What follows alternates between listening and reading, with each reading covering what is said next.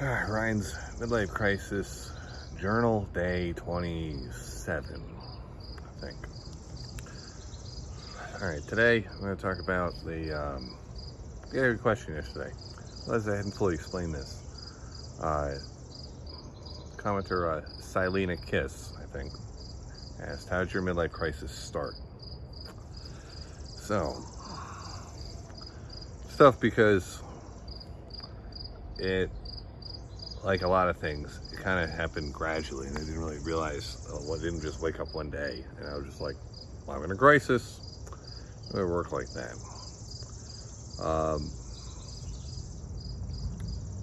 I think it happened.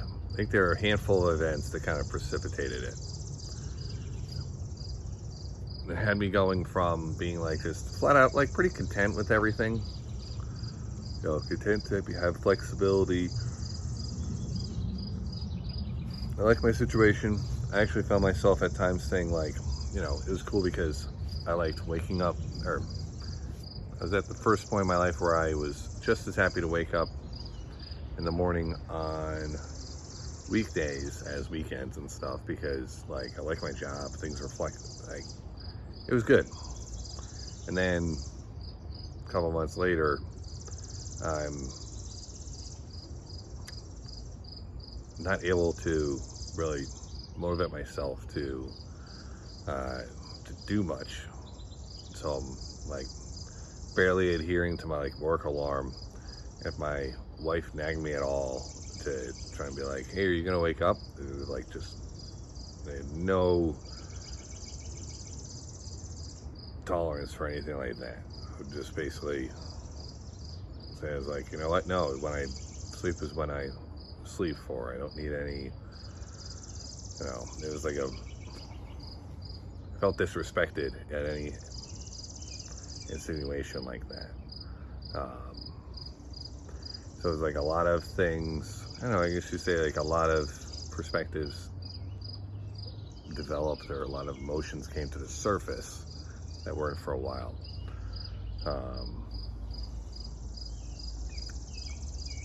So yeah, I think I was like pretty happy with the situation, then going to feeling almost like both not sure what to do, but also unappreciated for how things were without much material changes in a day-to-day life, just how I felt about it. A few events though kind of did it for me. One, I had a injury.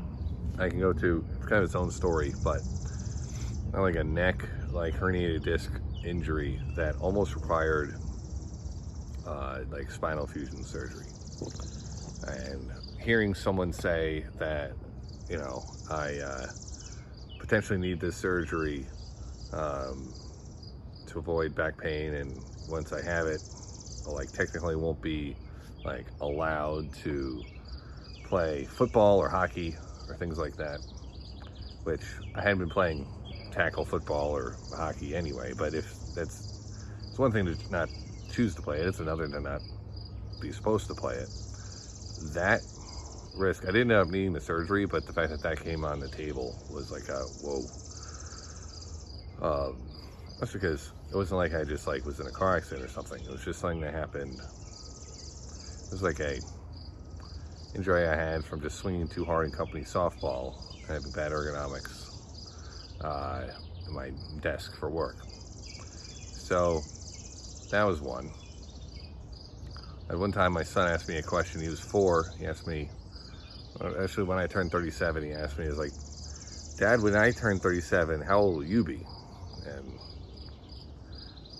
I would be 70, I think, the math said, which that also, he asked me that, and I answered, I was like, "Oof, 70. That was crazy to realize that." One of the other bigger things, though, that I think precipitated it was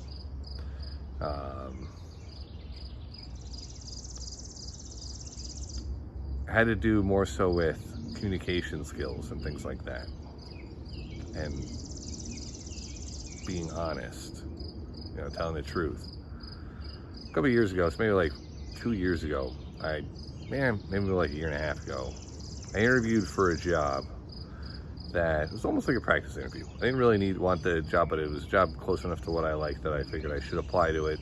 And, you know, it's good to interview for jobs periodically to stay sharp. I hadn't interviewed for a job in a while, but in this time I had done things to try and improve my communication skills. Like, you know, I joined a Toastmasters chapter, so I practiced public speaking. I'd also interviewed other people a lot. And, well, I did not do well in this interview. I ended up being nervous, like I kind of always am in interviews. And afterwards, like, wow, I was very frustrated with myself that I had developed there. So I had to go deeper than I had in terms of trying to get better with communication skills and get to the point of where I could have a good interview. And in doing so, I noticed myself being very relieved when I could simply tell the truth, because I realized I hadn't always been doing that. This goes back to some of my earlier videos about growing up being pretty inhibited for one reason or another, but let's give an example. One day, I was trying to get rid of old tires that I didn't need anymore. And I went to work and I mentioned it, just kind of like to be social, to like one of my coworkers. It's like an older, a couple of my coworkers, one of them being a very friendly, helpful guy, he's probably like 60s. He was like, oh, you know, I know a guy, like, cause we're kind of complaining about how a lot of people, places won't take tires or charge for them. It's like, I know a guy might take them for free. If you like, I could ask him tonight to see if he could take them or something like that. And he's offering to do all this stuff. And at first I was compelled to like think, like, how can I decline this in a way that, you know, shows I fully appreciate like that offer, like, cause that's really nice. And I was trying to think through that, but then I was like, wait a second, maybe I should just be honest. And I said, it's like, no thanks, but I already have them in my truck and I kind of want to just get rid of them this afternoon. And I was like, oh, okay. And it was weird because no reason why I couldn't have just said that in the beginning, but I wasn't really wired to give straightforward, honest responses like that. And I think that not giving straightforward, honest responses also had to do with why, for example, I would give like rambling questions in interviews and things like that. I wasn't used to just being totally honest sometimes. I had some, whether it was blocks or some other reasons, instinctive things that were stopping me from just being honest. And as I started to focus on just being more honest, saying how I feel, that started to show up in other areas of my life. Like I mentioned before, my wife, you know, nagged me about something. I didn't like being nagged and felt disrespected. It'd be one thing to just be like, be nagged, to be like, here to be like, hey, stop nagging me. I don't want you to ever nag me. Like, and it's like, I feel disrespected. I'm like, whoa. It's like, didn't need to be that honest, but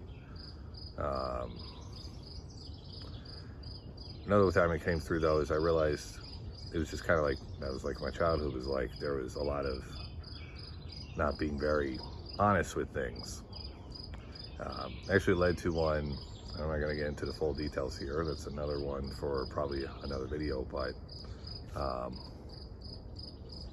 bugs on me. Before going down to my parents' house for Thanksgiving last year, I caught my mom not being totally honest. So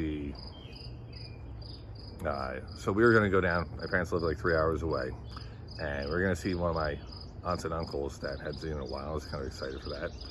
And, you know, I have young kids, and my aunt had contacted my mom saying like, hey, just FYI, I'm getting over this really bad cold. This is a problem. You know, she was telling me the timeline and stuff.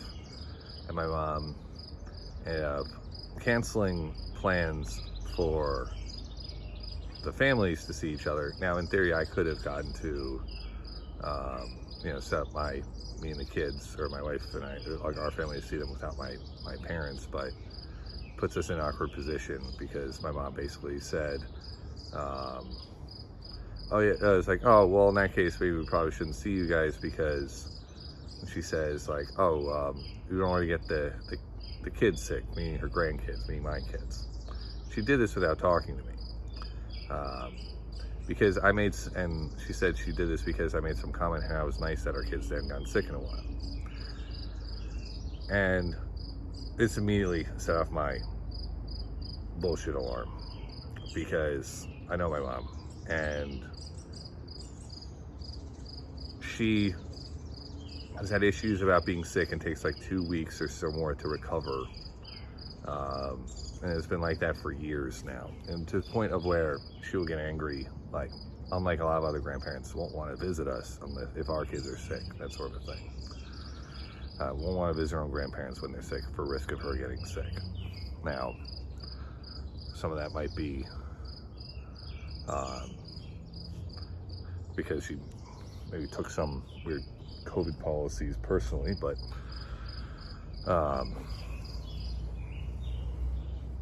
she mentioned that she made it as part of it. That's like, also, like, I didn't want to get sick either. But it's like, that was the real reason, because if it had anything to do with the grandkids, she at least should ask me as what I would like to do. Whether or not I'd say it was worth it. Because you could just as easily say, even besides the fact that you could easily say, like, oh, we haven't gotten sick that much, so we can handle a bit of illness risk. We also, or just say, like, oh, it's been 2 weeks, we're not going to get sick from her. But just as a form of respect, just to say, like, hey, let me talk to Ryan what he thinks, as opposed to just canceling like that. And I called around on it. So it was like, I was like, no, if you want to cancel, you can cancel, but don't invoke the kids without talking to me. It's like, I think you just want to cancel because you don't want to get sick yourself, and you're just using kids as a bit of a scapegoat. That's what I told her. And that blew up into a huge argument, which, given how foolish she took that, probably meant I was right. But that sense and that calling out of lying maybe was overdoing it, overcompensating for trying to be honest. But this focus on being honest, and then as a result also knowing directly how I feel more, kind of, well, it's kind of getting unzipped in a way. I was starting to realize all the things that I wasn't satisfied with, and then it was kind of like a snowball effect. So it feels silly kind of saying that, one of the things that precipitated a midlife crisis, or realizing I was in a midlife crisis, was an argument with my mom. But yeah, that was one of the things that brought to the surface how much that it was a good example of just how I was starting to look at things a little bit differently and approach things differently. So and I don't know, one day I started to realize, I was like, I think I'm in a midlife crisis. So anyway, maybe we'll talk a little bit more about some of these stories in the future. But good news though, I did launch another YouTube channel. I have one of the YouTube projects that I was planning on doing, and it's called Real Ambient Scenes. I don't know, I'm just trying to get something out there to start with. But basically, this hill behind me, I recorded it for a couple hours a few times. Because the camera I used to record it, I couldn't really get it off the camera without going, so I went straight to YouTube. So I didn't do things like to fiddle with the audio, which I would want to do with some of them eventually. But so I would get some things out there, and then I think it's easier with some of these things too, as long as you don't completely screw it up from the beginning, adjust as you go, as opposed to wait for the perfect video, make the perfect video get started. But yeah, next we have a few other things. I don't know that I'll get it today. I have a busy day at work, and I'm traveling for work tomorrow, but I'm getting the rest up pretty soon. I'm going to see what I can squeeze in today though. So, all right. Day 27-ish in the books. This is one of the longer journal entries in a bit.